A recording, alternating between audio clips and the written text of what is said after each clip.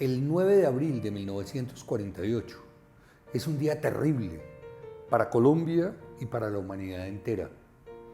En Colombia fue asesinado el dirigente liberal Jorge Eliezer Gaitán. Fue asesinado por Juan Roa Sierra, ahí en la Séptima con Jiménez, media cuadrita, al sur de la Jiménez.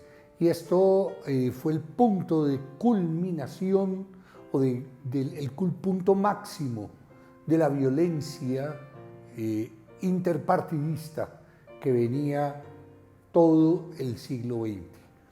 Esa muerte de Jorge Eliezer Gaitán desató el Bogotazo. Y el Bogotazo pues, fue un movimiento que no incluyó únicamente a la capital de la República, sino a todo el país.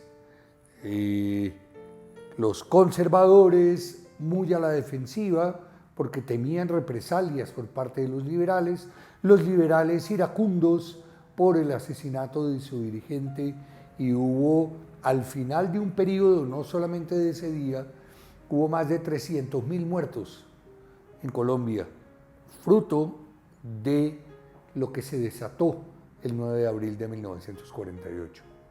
Y en el mundo, el 9 de abril de 1948 también fue el punto máximo de un acto que es bárbaro, que se conoce en árabe como Nakba.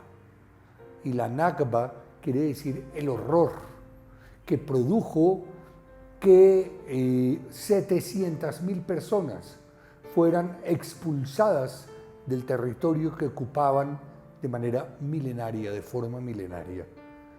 Después del primer holocausto que ocurrió en Alemania y en el resto de Europa por parte de los nazis contra el pueblo judío, en 1945 la Organización de las Naciones Unidas dictó una resolución para crear el Estado de Israel. Es la primera vez en la historia que se crea un Estado por decreto, digamos, por una resolución. Eso fue en el 45. El 9 de abril del 48, 3 años después, Israel emprendió una campaña para desalojar a los palestinos de Palestina. 700.000 ese día, que huyeron a donde podían.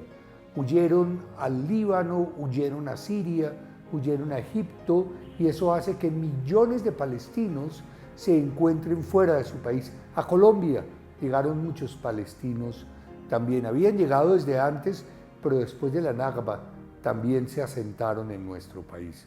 Hoy, desgraciadamente, Colombia no ha sanado las heridas fruto del 9 de abril de 1948.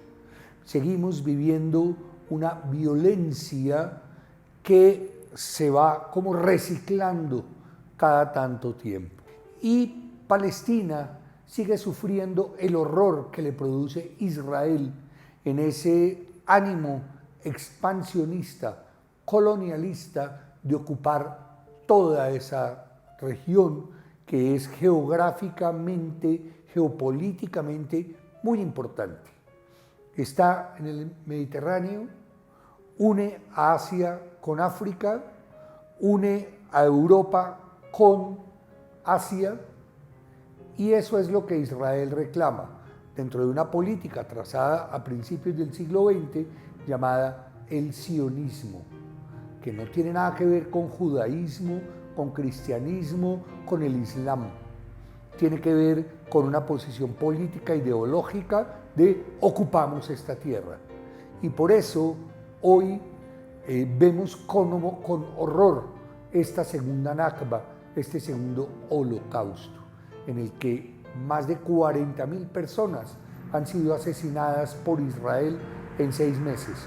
No solamente en Gaza, también en Cisjordania. Cisjordania, que es parte de la Palestina dividida desde el 48.